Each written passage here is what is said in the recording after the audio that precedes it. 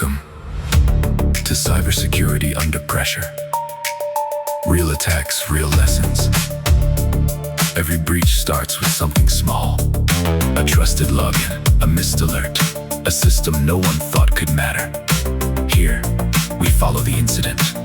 How it began, how it moved, what broke under pressure, and what security engineering and business teams should learn before the next one. Because the next attack will not wait for a perfect plan. Now, let's follow the evidence.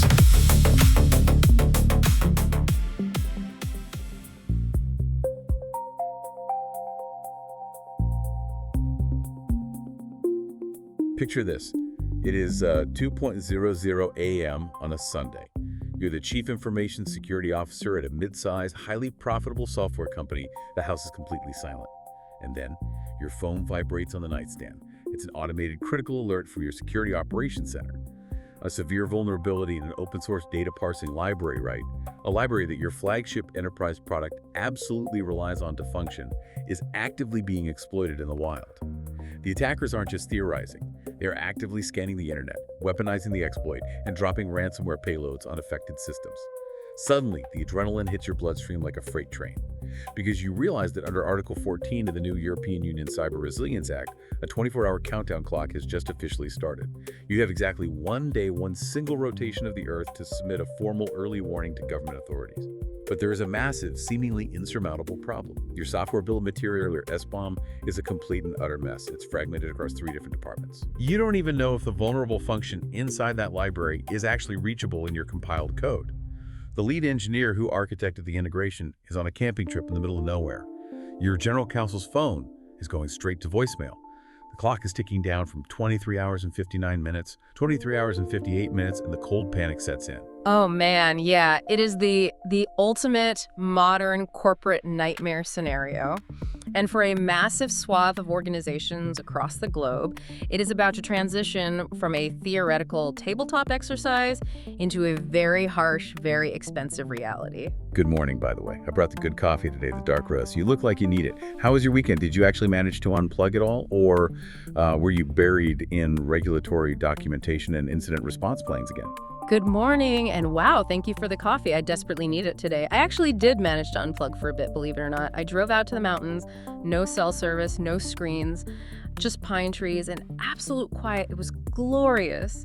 But of course, the very second I crossed back into cell reception and my phone reconnected to the grid, my inbox completely self-destructed. Hundreds of emails. Everyone is asking about exactly the scenario you just described. I don't doubt it for a second, because if you are looking at the calendar right now, today is July 13th, 2026. It is a Monday morning, and that means the European Union's Cyber Resilience Act, the CRA, has its first major, inescapable, highly punitive reporting obligation landing on September 11th, 2026.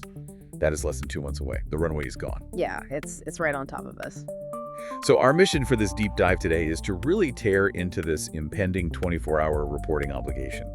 We need to look at the source materials we've gathered, dissect what this means for the day-to-day sanity of IT security teams, explore why your supply chain visibility is suddenly a matter of legal survival, and confront the unique, terrifying nightmare this poses for industrial and operational technology environments. The government is changing the rules of engagement. So, how does this countdown clock actually work? Right, so we have to start by looking at the core mechanism itself, which is Article 14 of the Cyber Resilience Act. This specific article fundamentally rewrites the relationship between software manufacturers and the European government. Starting this September 11th, we are no longer in an era of voluntary disclosure or quiet internal patching. We are looking at a strict, legally mandated 3-stage reporting cascade.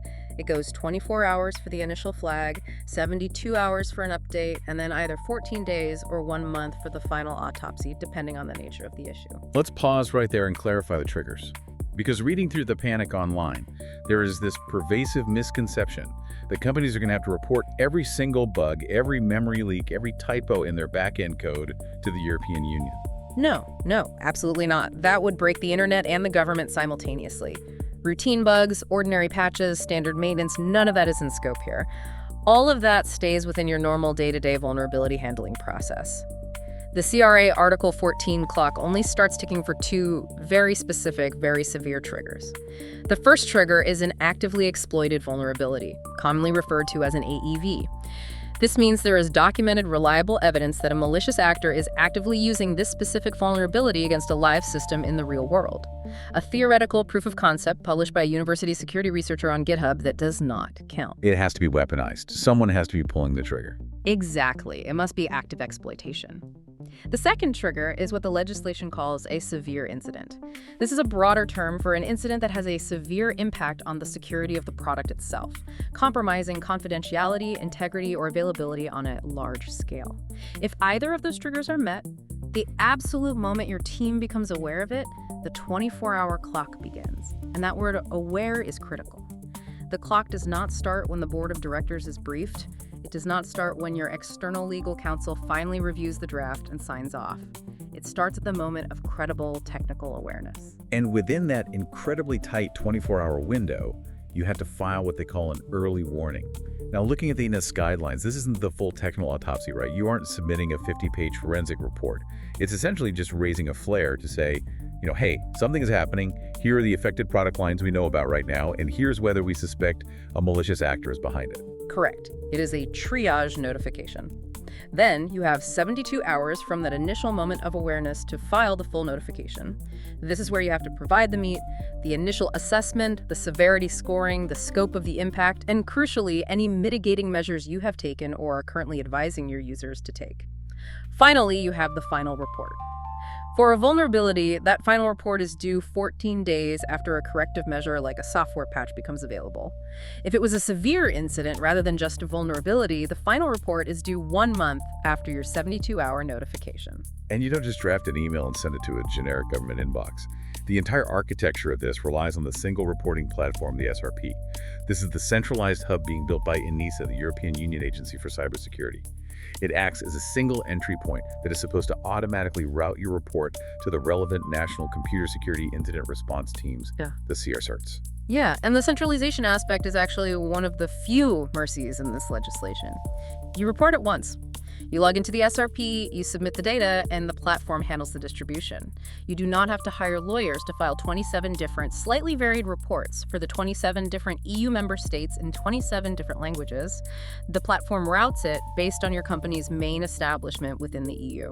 I hear that, and I appreciate the efficiency of a single portal. Yeah. But honestly, looking at how corporate incident response actually functions in the real world, this 24-hour window feels like a massive bureaucratic trap. Think about a physical fire alarm. This legislation is like having a fire alarm where before the fire department will even agree to dispatch the trucks to save your building, you have to tell them exactly what specific chemical compound is currently burning in the third-floor kitchen while your house is literally filling with smoke and you can't breathe. You are asking teams to do regulatory paperwork while they are in the middle of a live firefight. Well, I completely understand the anxiety from the operational side, but that analogy isn't quite right. The 24-hour early warning does not demand the exact chemical compound. It just demands that you pull the alarm and tell them which building is currently on fire and whether you think it was arson. But the pressure attached to pulling that alarm is astronomical. The fines for non-compliance under the CRA can reach up to 15 million euros, or 2.5% of a company's global annual revenue, whichever is higher. If I am a CISO and I get a vague, unconfirmed report of an exploit on a Sunday night at hour 23 of the window, I am going to engage in massive precautionary reporting. I am going to spam the ENISA platform with false alarms just to cover my legal liability. The entire SRP is going to be drowning in noise because the penalty for being 5 minutes late is potentially company ending. I'm going to report every wisp of smoke as a 5-alarm fire just to be safe.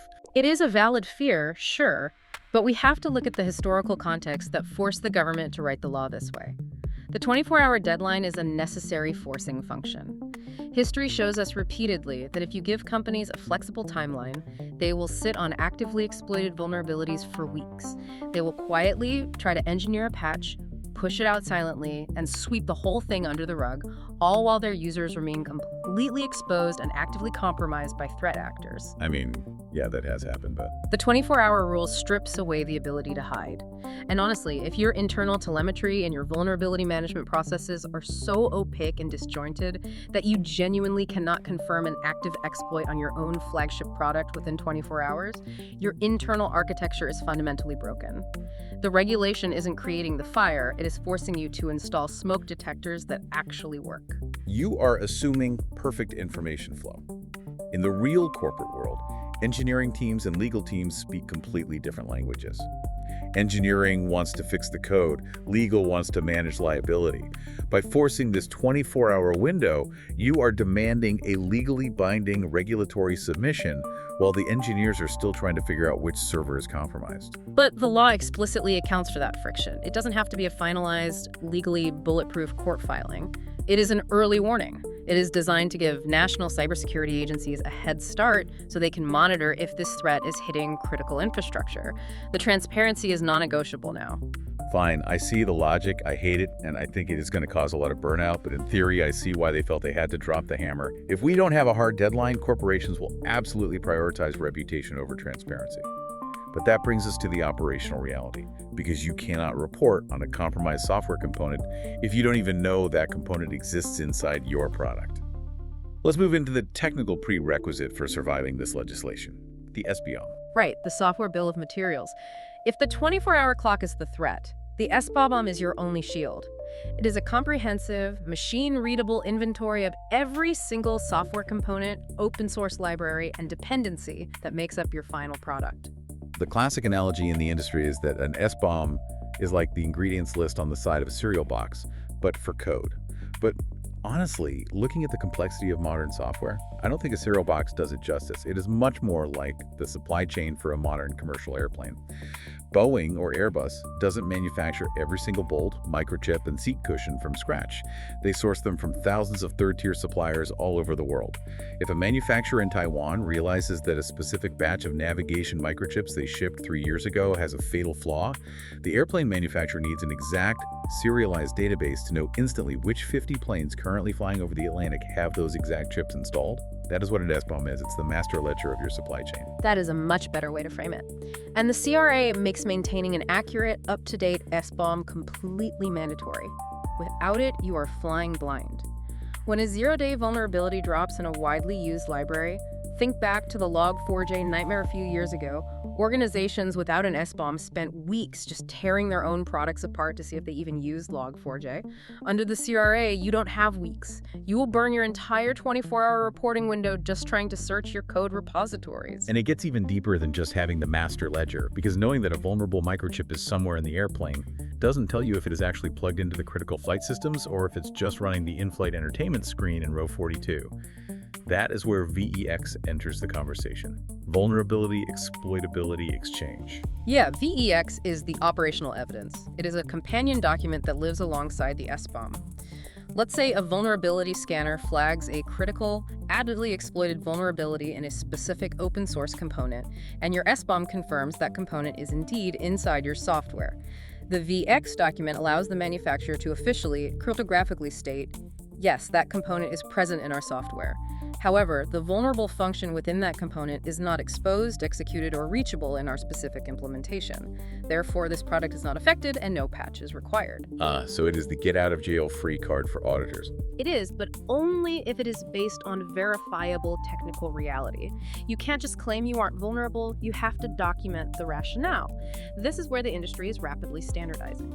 The format gaining the most traction is CSAF 2.0, the Common Security Advisory Framework, and we are seeing an entire ecosystem of tooling emerge to handle this massive administrative burden because you aren't doing this manually. Tools like Prismorsec, for example, are being used to take all the individual fragmented component SBOMs, which are often generated by open source tools like Sift or Trivy during the development process, and aggregate them into a single cohesive product SBOM. From there, the platform can apply your triage rules and automatically generate that CSF 2.0 VEX document. This automated output is exactly what you hand to the European authorities or your enterprise customers to prove conformity. Actually, speaking of how fast these supply chain attacks move horizontally across different networks, I just saw something. Continuidad de tema. De hecho, Cybersecurity Under Pressure acaba de publicar algo relacionado, el mismo vector, diferente industria. The attackers aren't hacking the bank directly anymore. They are hacking the open-source PDF generator the bank uses to render monthly statements.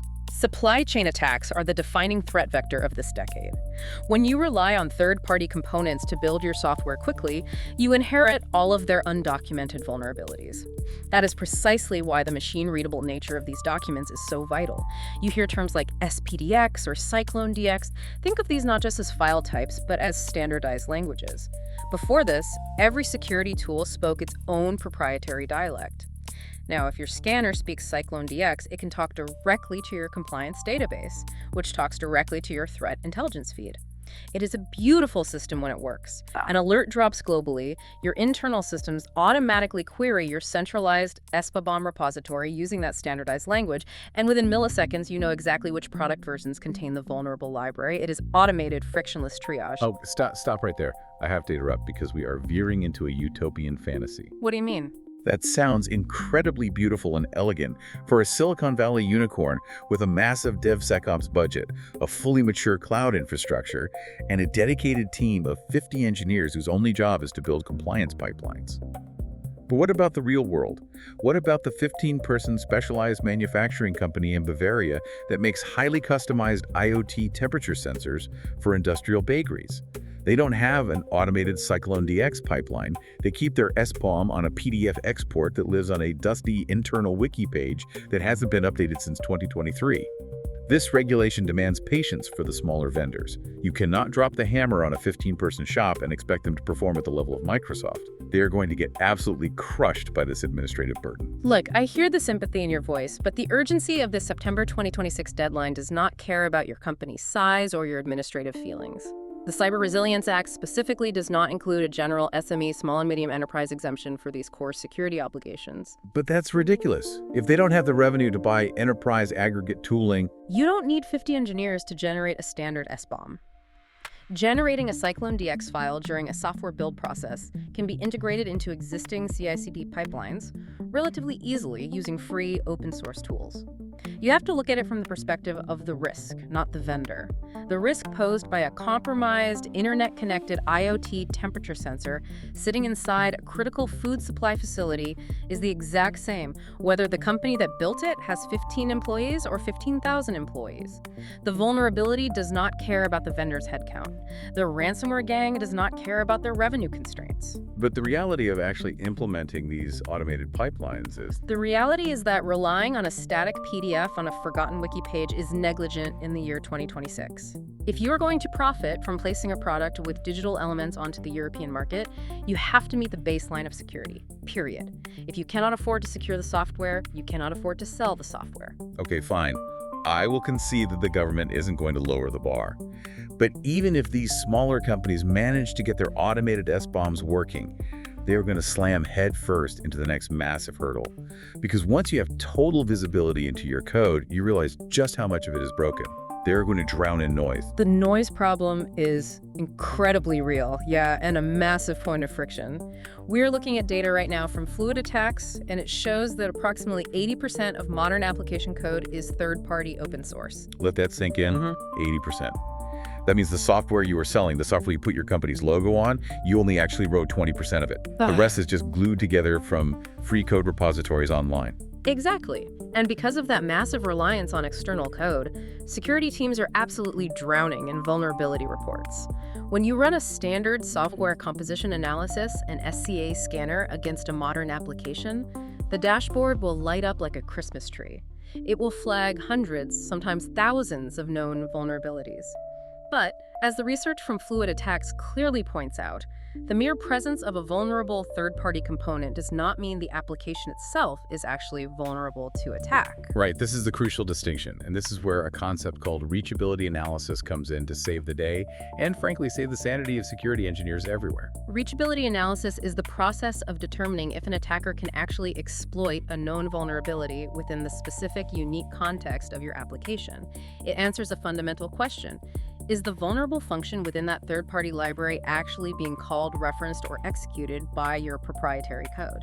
Let's use a physical analogy here because the software side gets abstract fast.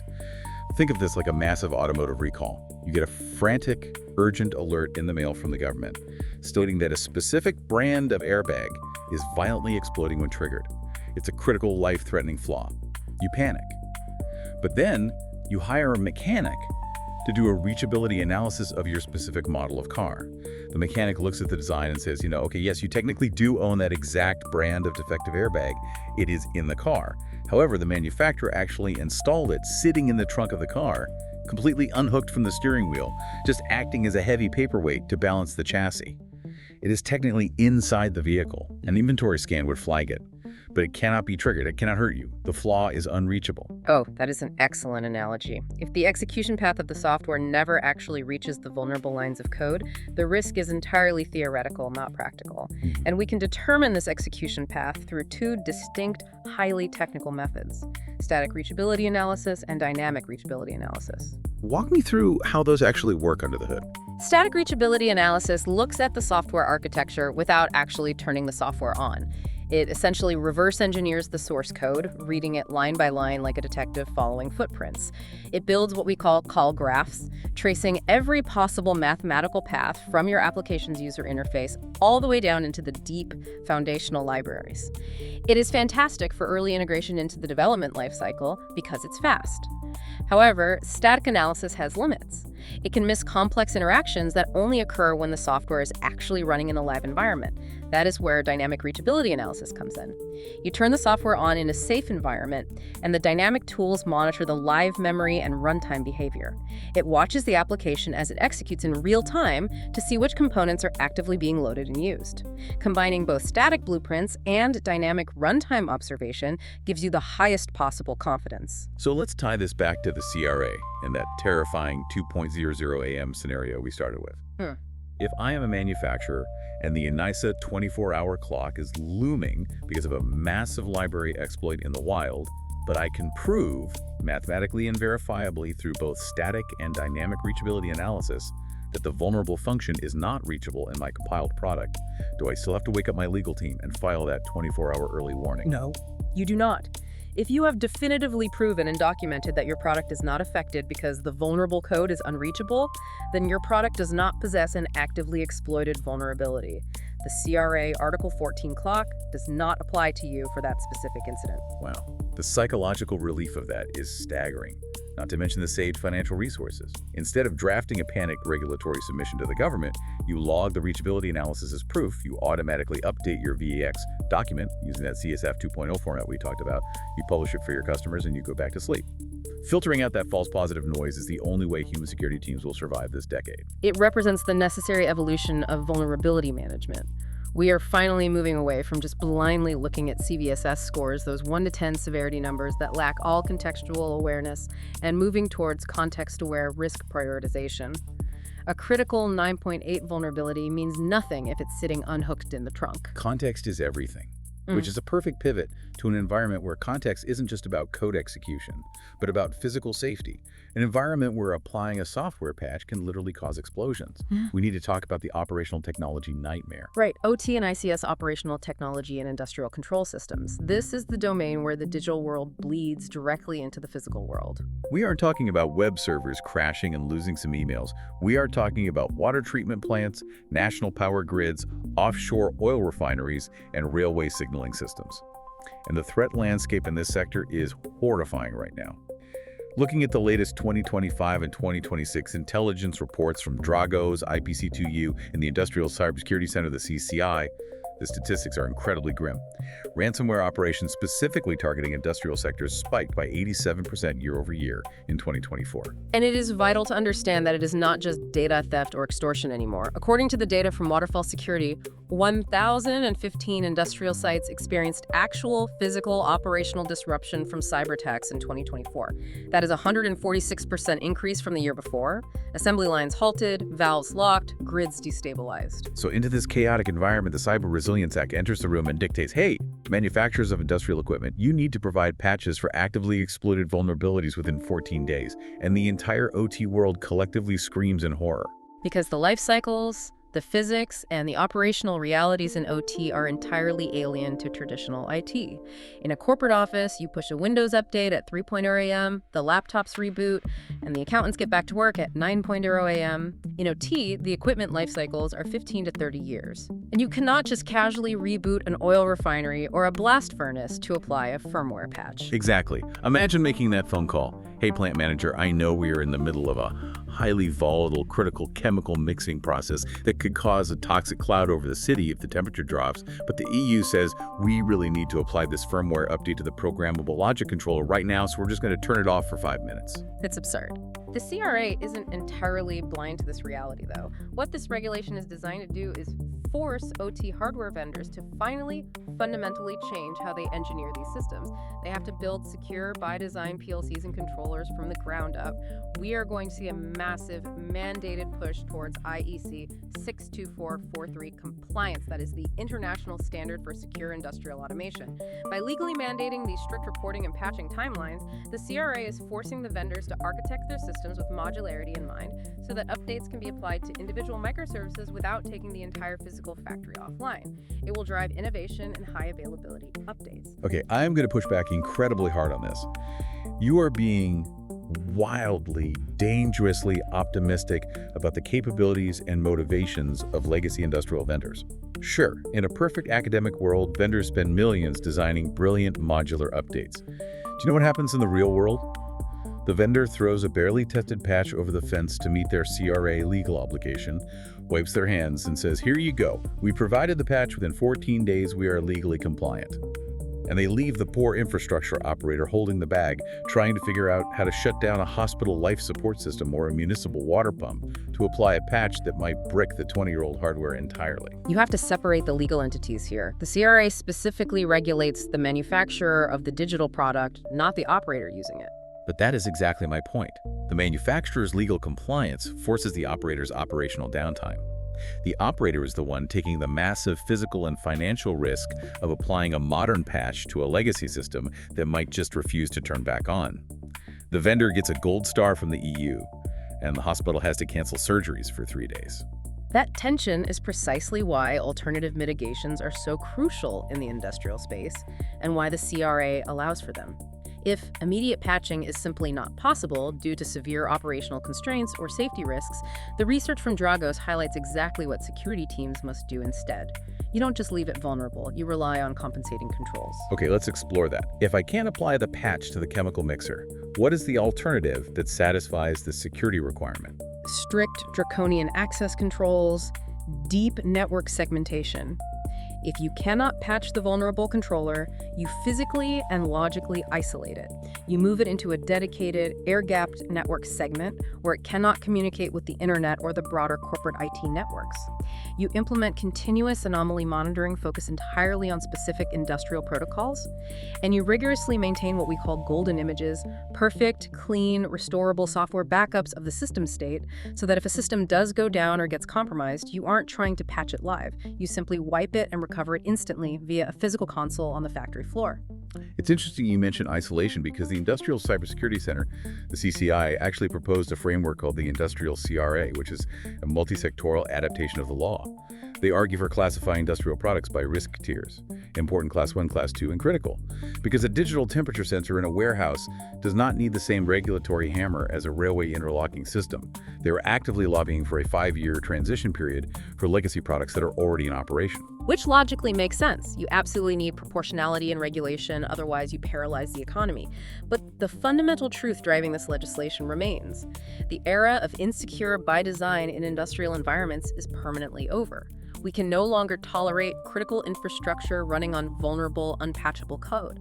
The CRA is the blunt enforcement mechanism required to force that evolution. Which brings us to the final piece of this massive regulatory puzzle. Because the Cyber Resilience Act does not exist in a vacuum. It is part of a much larger web. Correct. It operates in direct tandem with NIS2, the Network and Information Security Directive. And it is incredibly crucial for organizations to understand the difference between the two because they overlap. NIS2 regulates the operators of essential infrastructure, the hospitals themselves, the energy grids, the transport networks, the banks. It requires those facilities to have rigorous risk management and incident reporting protocols, and that directive actually became fully applicable back in October 2024. Right, so NIS2 is about securing the facility and the service.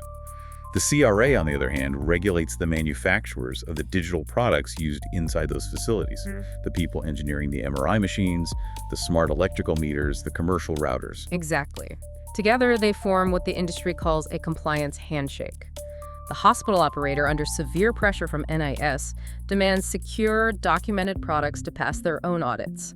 The manufacturer, under severe pressure from the CRA, provides those secure products and the accompanying SBOMs and VX documents. The market forces secure itself. But wait, how does this work globally? What if the manufacturer isn't based in Europe? What if I am an Australian software company or a US-based hardware manufacturer selling my enterprise software into a German hospital network? Who do I report to on the single reporting platform when that 24-hour clock starts? I don't have a main establishment or a headquarters in the EU. Well, the crafters of the CRA anticipated the global nature of supply chains. There is a strict, legally defined fallback routing chain for non-EU entities.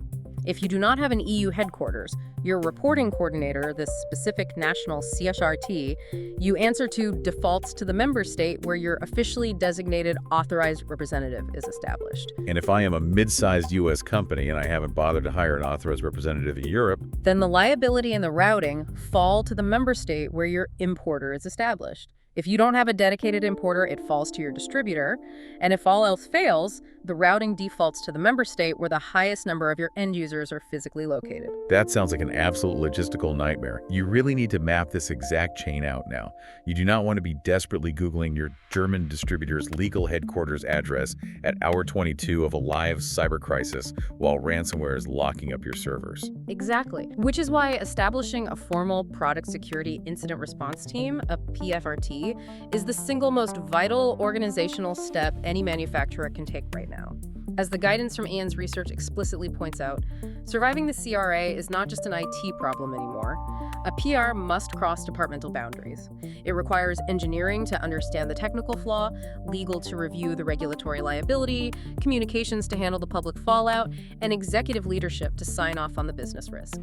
This cross-functional team handles the vulnerability disclosure policy, the severity scoring under pressure, and the actual high-stakes submission to the ENOSA platform. It's essentially a dedicated SWAT team for your product vulnerabilities. And you need that SWAT team fully assembled, trained, and running weekly tabletop exercises yesterday.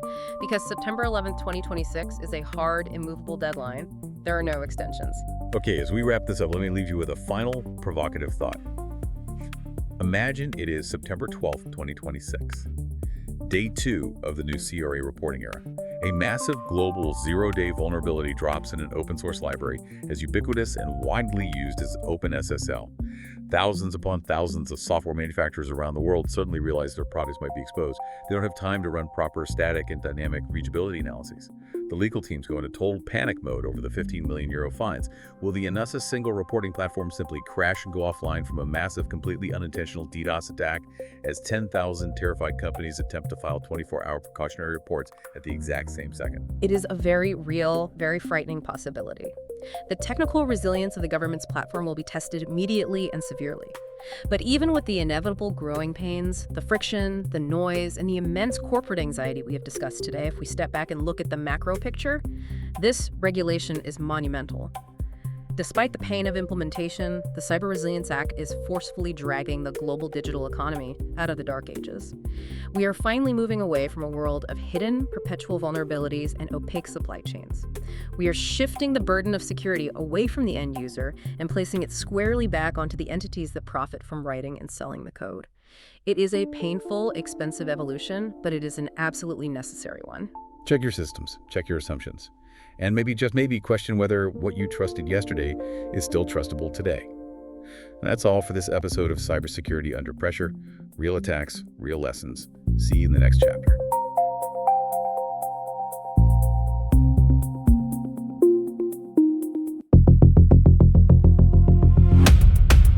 You have been listening to Cybersecurity Under Pressure. Real attacks, real lessons. Real incidents leave real lessons. Stay prepared, stay critical, and keep following the evidence.